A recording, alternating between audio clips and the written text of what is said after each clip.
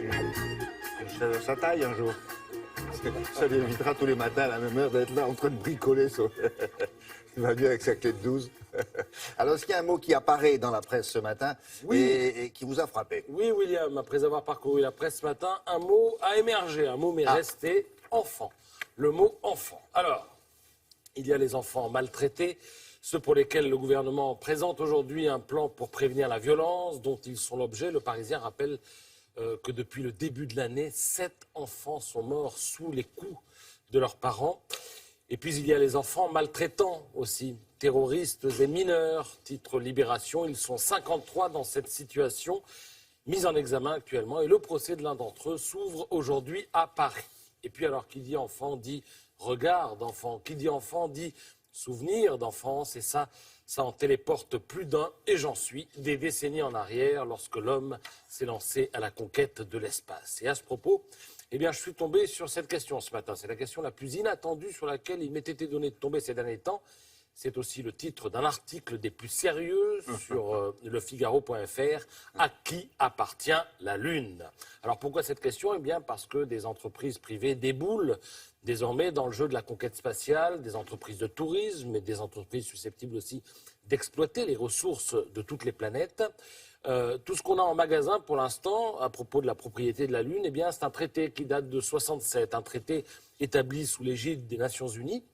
Et ce traité stipule que l'espace extra-atmosphérique, y compris la Lune et les autres corps célestes, ne peut faire l'objet d'appropriation nationale par proclamation de souveraineté, ni par voie d'utilisation ou d'occupation, ni par aucun autre moyen. Voilà, bref, en français, on n'a pas le droit de coloniser la Lune. Voilà. En fait, non, c'est pas aussi clair que ça. En clair, bon. la Lune n'appartient à personne. Bon, donc on n'a pas le droit. Donc elle appartient à tout le monde. Ah oui.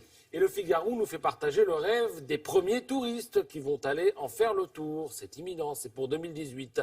Le tourisme spatial, du coup, aiguise les appétits.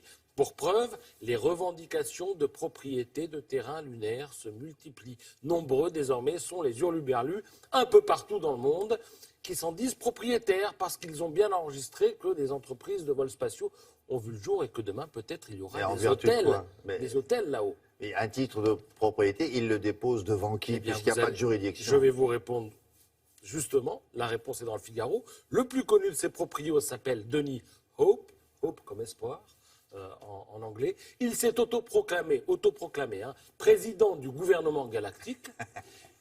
Et c'est donc un Américain qui, dès 1980, a déposé des actes de propriété de la Lune et de toutes les planètes du système solaire auprès des services fonciers de la ville de San Francisco, avec copie aux Nations Unies et aux gouvernements américains et russes.